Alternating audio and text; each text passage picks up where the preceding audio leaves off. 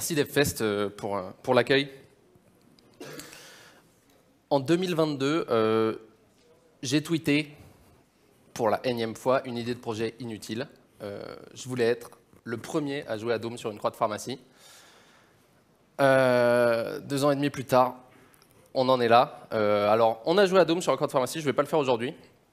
Mais si vous avez vu la vidéo de Sylvain, mon ami youtubeur, on a fait tout un détail un peu technique, et aussi j'avais publié sur Twitter les détails du reverse engineering. La vidéo était sortie depuis 3 heures. Colin m'envoie un mail. Mathis, on veut que tu viennes donner la keynote d'ouverture de DevFest. On a une seule condition, on veut voir la croix. Bon, du coup, je pense que voilà, ça n'a pas été le seul à me le demander, mais c'est la première fois qu'on la balade et qu'on l'affiche en public. Alors, ils m'ont laissé absolument carte blanche, et je crois que même le staff de DevFest n'a aucune idée de ce que je vais faire aujourd'hui. Du coup, ce que je vais faire, c'est que je ne vais pas présenter mes slides là, je vais présenter mes slides sur ma croix de pharmacie, du coup. Voilà. Vous inquiétez pas si vous voyez pas très bien avec l'angle, c'est juste une ligne de texte à chaque fois. Vous n'allez pas louper grand-chose. À quoi ça sert de faire ce genre de truc? À quoi ça sert? J'ai passé peut-être une semaine au total à faire de la rétro-ingénierie, à faire du dev, à essayer de comprendre comment ça marchait, pour aller afficher ce que je veux sur cette croix de pharmacie. Je vous ai déjà dit, c'est une idée de projet inutile. Néanmoins, j'ai absolument aucun regret. Il y a très peu de ce genre de projet à la con que je regrette. Et voilà, je vais vous expliquer un petit peu que, à mon sens, le monde a besoin de projets comme ça. Donc voilà, bon, c'était un titre un peu aguicheur, le monde a besoin de hackers. Je vais revenir un petit peu là-dessus. Qu'est-ce que c'est un hacker? À l'origine, le hacker, c'est un terme qui date des années 60 aux États-Unis. C'était les communautés de bidouilleurs, des gens, donc avec l'avènement de l'informatique, c'était les bidouilleurs, les gens qui sont assez doués en technique et qui aiment bien explorer, apprendre, découvrir. Depuis, le terme a un petit peu évolué, c'est aussi parce que, à l'ancienne, les hackers réfléchissaient pas trop aux conséquences juridiques de leurs actions, aussi parce que c'était moins encadré. Et donc, c'est un petit peu ce qu'on a retenu, c'est hacker égale cybercriminel. Aujourd'hui, c'est un peu le terme commun, mais un hacker, à la base, c'est un bidouilleur. Et moi, c'est de ça que je suis venu vous parler. Je ne suis pas venu vous expliquer que le monde a besoin de cybercriminels. Bien au contraire. L'esprit du hacker, du coup, il se centre sur 3 axes principaux qui vont tous être mis en jeu pour résoudre des problèmes. Le premier point, ça va être la curiosité. Donc la curiosité, l'exploration, l'envie de comprendre des choses, l'envie d'apprendre des choses. Et si vous êtes là, c'est déjà que voilà, vous validez cette première checkmark. Dans la tech, on est beaucoup à être des gens très curieux, des gens qui n'aiment pas se dire « ouais, ça marche, je ne sais pas comment, mais ça marche ». Généralement, c'est des choses qu'on aime bien creuser, c'est vraiment dans l'esprit du hacker, c'est vraiment quelque chose de central. On va aussi avoir le partage, parce que ça reste une communauté avant tout. Je reviendrai un petit peu plus tard là-dessus, mais on apprend des autres, on transmet aux autres, et c'est quelque chose aussi qui nous tient à cœur beaucoup. Qui nous tient à cœur. J'ai même pas fait exprès. Et le troisième pilier de cette culture-là, c'est la créativité. Parce qu'on va constamment inventer, réinventer des choses. C'est une activité qui est aussi un challenge intellectuel constant.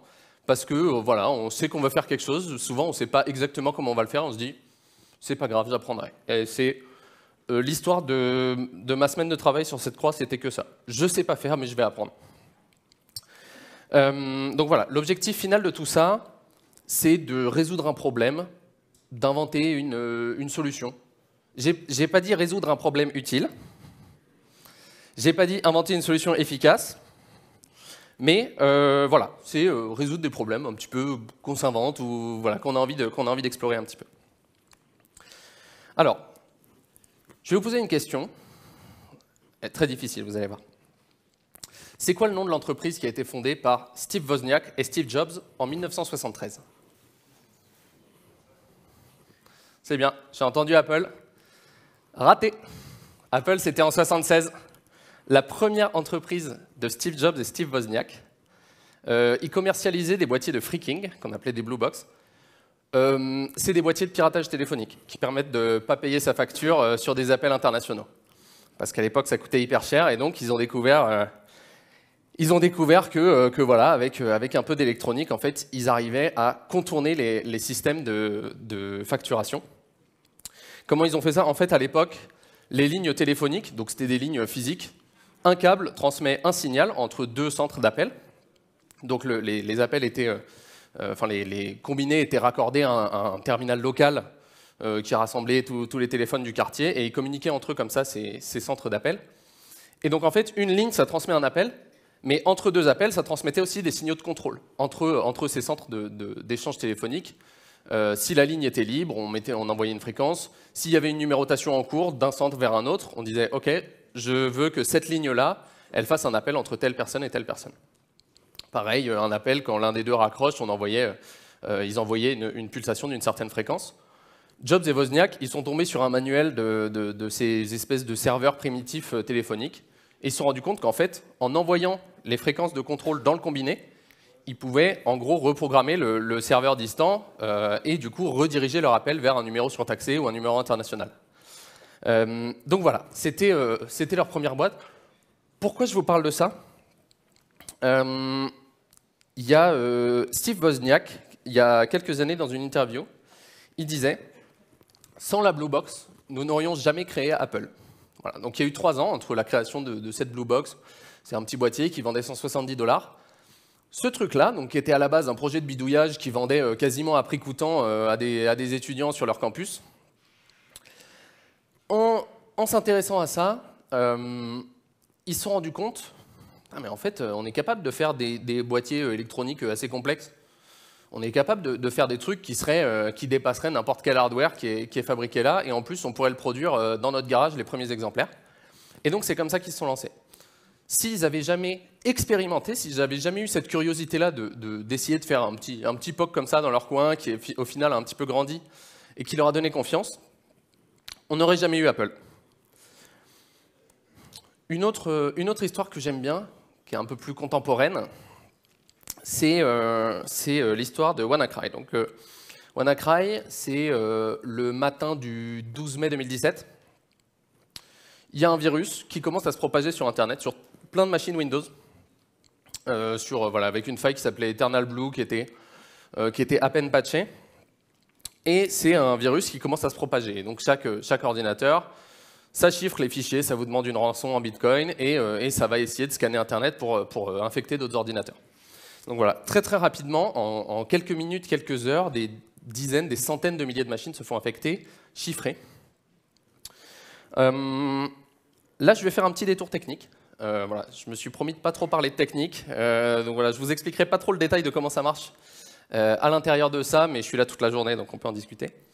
Je vous fais un petit détour technique sur comment ça marche l'analyse de malware. Quand on est chercheur en cybersécurité, donc pour une boîte, il y a des labos gouvernementaux, à l'ANSSI on en a, dans les éditeurs d'antivirus, chez les fournisseurs aussi de Threat Intelligence, il y a des laboratoires dont le but c'est juste de récupérer des échantillons de nouveaux virus informatiques et de les analyser. Comment est-ce qu'on analyse un malware?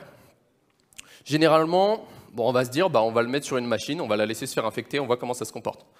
Ce genre de machine, on va les virtualiser, on va créer des sandbox. Ces sandbox-là, il faut qu'elles soient le plus réalistes possible. Il faut que le virus croit qu'il est sur un ordinateur d'une personne lambda. Il ne faut pas qu'il se rende compte qu'il est dans une sandbox. Parce que bien sûr, les créateurs de malware, en retour, ils n'ont pas envie que les chercheurs en cybersécurité défensive comprennent comment marche leur virus et comment le faire échouer. Donc c'est un petit peu un jeu du chat et de la souris. Donc dans ces sandbox-là, on a envie de voir le trafic que va envoyer le virus sur Internet, notamment parce que généralement il va communiquer avec ce qu'on appelle un C2, un Command and Control. Donc c'est un serveur distant qui appartient aux cybercriminels. qui va envoyer des instructions, recevoir des données, etc. Donc il y a des échanges, généralement les virus ils vont balancer des données sur Internet. On n'a pas envie que ça aboutisse directement chez les hackers pour qu'ils se rendent compte, ah bah telle adresse IP, ça a l'air d'être une sandbox. Donc on va faire, dans cette sandbox-là, on va l'isoler complètement d'Internet et on va faire un faux Internet. Et donc dès que le virus veut envoyer une requête vers un serveur, on va dire oui, le site existe, c'est moi, envoie. Et on peut analyser ce qu'il envoie. En se basant là-dessus, donc les cybercriminels se sont rendus compte que, bah en fait, on pouvait détecter assez facilement si on était dans une sandbox qui virtualise Internet. On va essayer d'envoyer un paquet de données sur un serveur avec un nom de domaine généré aléatoirement. Si la requête aboutit, c'est qu'on est dans une sandbox. C'est que c'est un serveur, c'est un faux Internet qui dit oui, le site existe. Et donc le virus, please equal, change son comportement et donc se masque. Voilà, donc un petit jeu du chat et de la souris. Pourquoi est-ce que je parle de ça? C'est parce que c'est exactement ce processus-là qui a détruit WannaCry, donc ce virus-là. Donc il y a un chercheur en sécurité informatique, donc Marcus Hutchins. On le voit mieux de loin, je crois. C'est la seule conf où vous verrez mieux de loin que de près. Cherchez son nom sur Internet, sinon. Donc Marcus Hutchins, c'est un chercheur de sécurité. Il est jeune, il fait ça un peu sur son temps libre. Il a récupéré donc, un échantillon de WannaCry après les premières heures de l'infection. Et il remarque dans le virus, il regarde les chaînes de caractères, il fait la commande strings dessus. Il remarque une chaîne de caractères un peu bizarre. Ce truc-là. Voilà, donc c'est assez long. Il y a un .com à la fin, voilà. Et il se dit, ça doit être un site web, je vais aller voir à qui appartient le domaine, c'est certainement un truc qui appartient aux attaquants et tout ça. Et là, il se dit, le domaine n'est pas enregistré. Ok, bah, je vais l'enregistrer, si ça se trouve, enfin moi ça me coûte 10 $, ça se trouve le virus, il va envoyer des données de télémétrie dessus ou je ne sais quoi. Donc voilà, il l'achète un peu par curiosité, donc il fait un sinkhole. Et il commence à regarder le trafic qui passe dessus. Et en fait, ce dont il ne s'est pas rendu compte, c'est que ça, c'était du coup un domaine sur lequel le virus allait faire une requête, et si le domaine était résolu, il se disait « Oula, je suis dans une sandbox ». Donc au lieu de faire un domaine aléatoire, il était juste hard-codé. Et donc, à ce moment-là, à partir du moment où le nom de domaine est enregistré, tous les WannaCry qui infectent des nouvelles machines, ils se disent « Merde, je suis dans une sandbox, j'arrête tout ». Et donc, juste en réservant ce nom de domaine-là, Marcus Hutchins, il a aidé à économiser ce qu'on estime à peu près 10 milliards de dollars qui auraient été causés comme dégâts, juste en enregistrant un nom de domaine à 10 balles. Joli ROI, à mon avis. Alors, ah oui, le truc c'est que je ne peux pas passer mes slides, enfin, ça les met dans la file d'attente, donc... Ouais, j'aurais dû réfléchir à ça avant. Ok. C'est vraiment un truc qu'on demande souvent. C'est bien, tu as récupéré une croix de pharmacie, tu as passé une semaine à bosser dessus, ça sert à quoi? Je réponds, excellente question, mais à la fois je dis, si vous posez cette question, c'est que vous n'avez pas compris. L'utilité de ce genre de projet, c'est jamais l'objectif premier. Quand on fait du bidouillage, quand on fait du hacking, c'est jamais l'objectif premier. L'utilité, ça peut être un effet secondaire, mais moi, je n'ai pas envie d'avoir direct en tête, ok, je veux faire quelque chose qui va être utile au monde. Voilà. Ça vient de temps en temps sur certains projets parce qu'ils se rendent utiles, mais en se forçant à faire ça, on bride complètement le processus créatif. Ça revient un petit peu à dire, mais l'art, ça sert à rien. Faire de l'art, bah oui, ça sert à rien. C'est des tableaux, de la musique, fondamentalement, ça sert à rien. Et pourtant, l'art, la fascination, c'est peut-être ce qui nous distingue le plus du reste du règne animal. C'est cette philosophie un petit peu voilà, de la fascination. J'ai fait un truc marrant, ça fait kiffer des gens, moi ça me va. Un exemple comme ça que j'ai, donc une anecdote personnelle, c'est il y a quelques années, je m'intéressais au générateur de nombres aléatoires. C'est pas hyper sexy comme thème, mais c'est super intéressant derrière. Et je m'intéressais notamment à, quand vous appelez dans n'importe quel langage, vous aurez un random.shuffle qui mélange une liste. Comment ça marche, ça? Je me dis, bah, c'est curieux, c'est vrai, comment je le ferais, moi? Et puis en fait, on se rend compte que bon, c'est fait hyper intelligemment. Je vous laisserai approfondir là-dessus si ça vous intéresse, c'est super intéressant.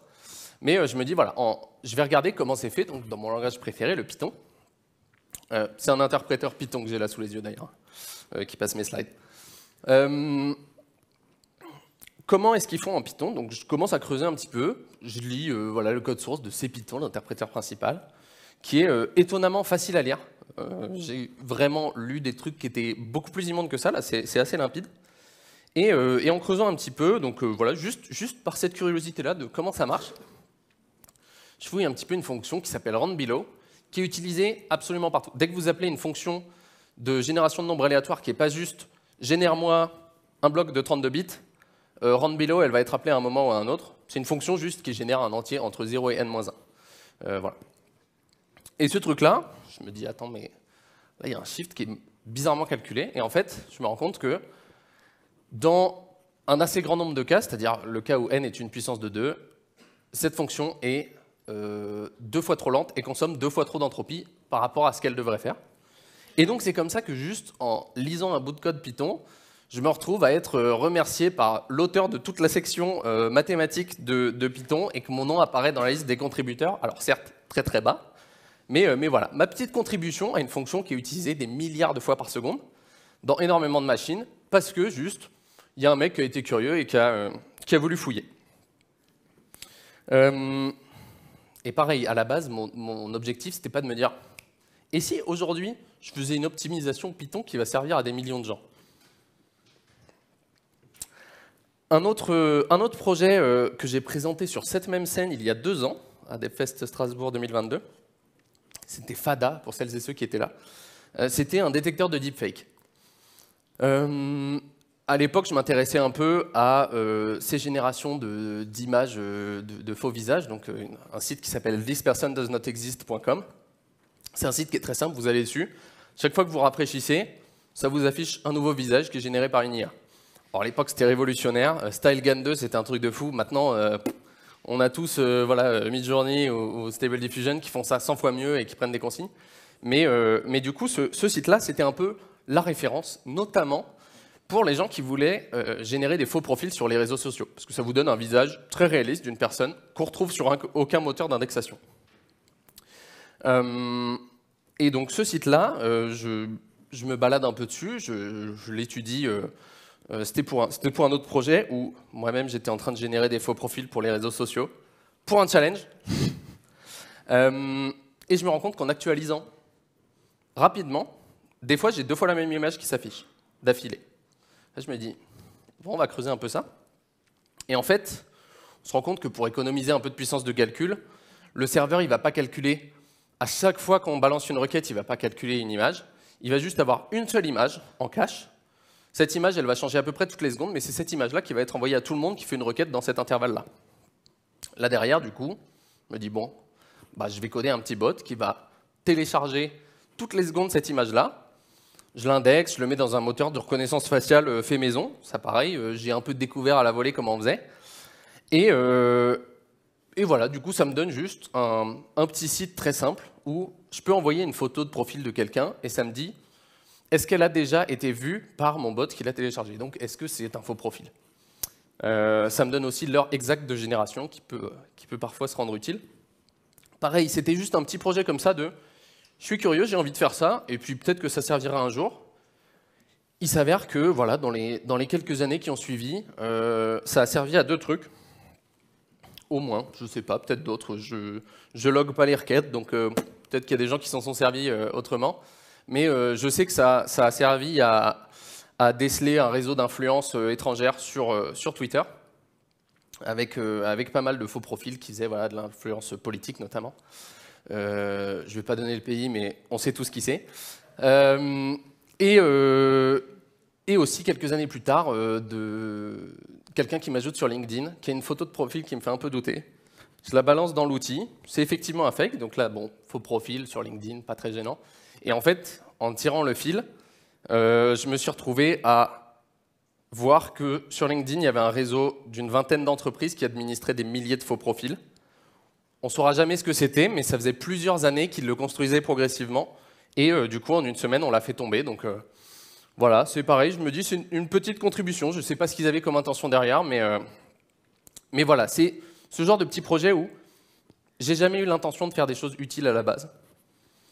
Ce que ça m'a le plus donné, néanmoins, je reste convaincu que c'est d'avoir un skill set très diversifié. Dès que je veux faire un truc, bon, voilà, maintenant je sais faire de l'électronique de base, hein, mais voilà, je sais comprendre comment ça marche, je connais les principes de base des différents bus, enfin, voilà, du pilotage d'électronique avec une bonne performance. Sur d'autres trucs, voilà, de l'indexation vectorielle sur OpenSearch, des choses comme ça.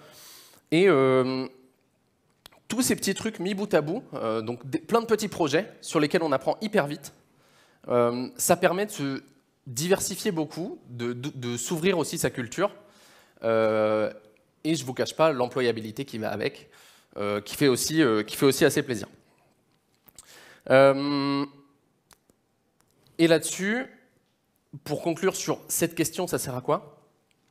C'est un hobby, avant tout c'est un hobby.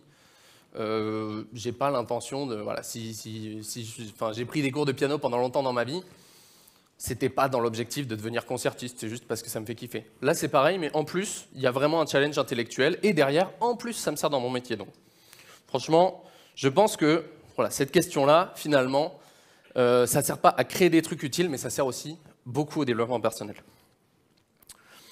Il y a Isaac Newton qui disait, quand on lui posait la question « mais comment vous êtes autant un génie, comment est-ce que vous êtes aussi fort, vous avez inventé énormément de trucs révolutionnaires », il disait « pourquoi je vois si loin, pourquoi j'arrive à voir si loin, c'est parce que je suis debout sur des épaules de géants. Les géants, là, en fait, lui, il dit « je suis tout petit en fait, dans ce système-là, je m'appuie sur énormément de trucs que mes prédécesseurs ont fait, que des personnes ont fait avant moi. » Voilà, sans tous ses contemporains, les personnes qui ont inventé les fondamentaux sur lesquels il s'est basé, il aurait, je ne vais pas dire qu'il n'aurait rien fait, mais il n'aurait pas pu atteindre ce niveau-là. Chez les hackers, c'est un petit peu la même chose. C'est pour ça aussi que c'est une communauté. Collectivement, on s'en est rendu compte au fil des époques que on peut pas, enfin, on fait rien tout seul. On n'est rien. On peut faire, voilà, ça, moi, on peut dire que je l'ai fait tout seul, mais en fait, c'est pas vrai du tout. Il y a énormément de ressources que j'ai utilisées sur Internet. Voilà, je me base sur des bibliothèques open source qui ont été codées, qui sont super performantes. J'aurais pas pu atteindre 1% de cette performance-là, surtout parce que je dev en Python. Mais voilà, c'est ce partage-là qui enrichit aussi et qui permet de s'enrichir mutuellement. Maintenant, j'ai envie de vous dire, à vous de jouer.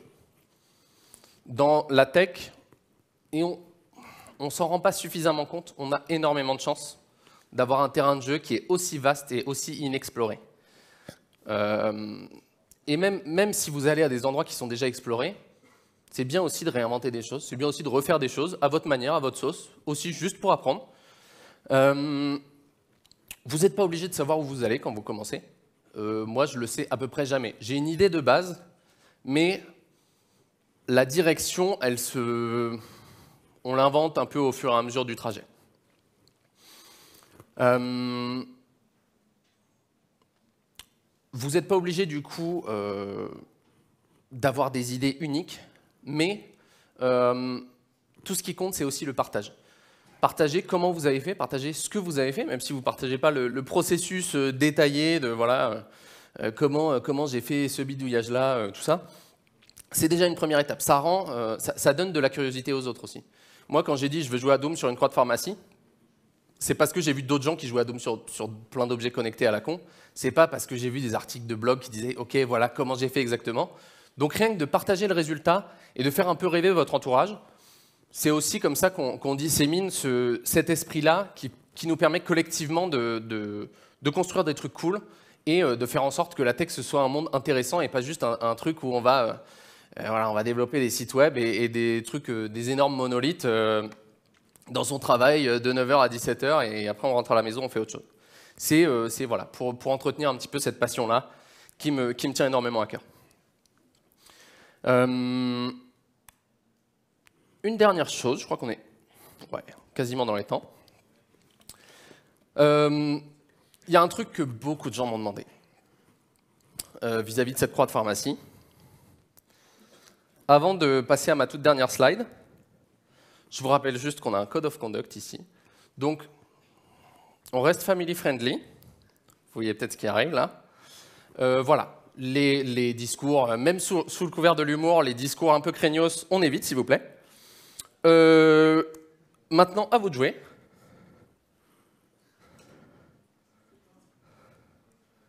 Voilà. Il y a une API qui tourne sur ce petit Raspberry Pi là, qui vous permet d'envoyer ce que vous voulez sur cette croix.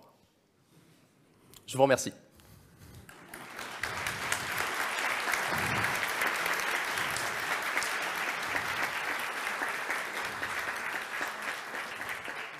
J'ai fait aucun test de charge.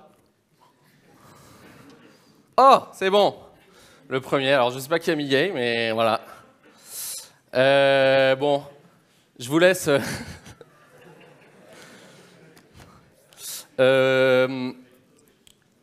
On peut prendre quelques questions le temps que vous vous amusiez. Cette croix-là, elle va rester toute la journée. On va l'exposer quelque part. Là, c'est du texte. Dès qu'on la change d'emplacement, je vais couper la petite interface que vous avez là. Et après, c'est une API. Donc, à vous de jouer. Si vous voulez afficher des trucs, il va falloir le mériter. Vous avez une API. Là, actuellement, vous pouvez envoyer que du texte, mais cette API, elle gère aussi les images et les animations. Il y a une petite doc si vous allez sur /docs. Voilà. Est-ce qu'on a des questions dans la salle? Après, je suis là à peu près toute la journée.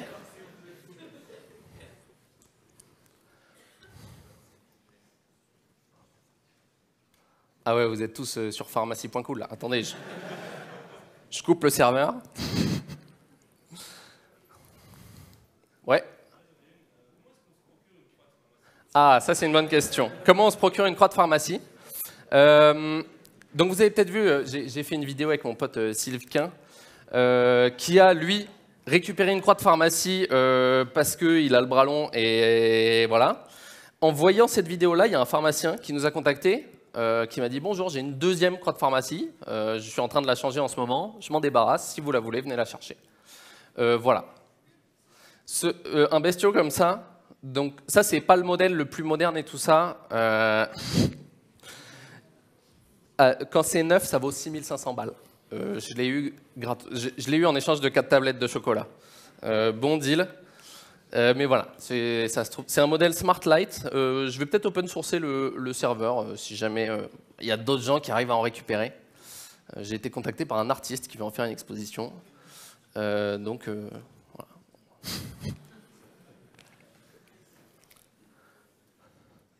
On prend encore une autre question? Ou pas? Ah, au fond là-bas? Pardon? Exactement, mes slides passent toutes par l'API. Même les petites animations que vous avez au début, c'est 2 push que j'ai fait sur l'API.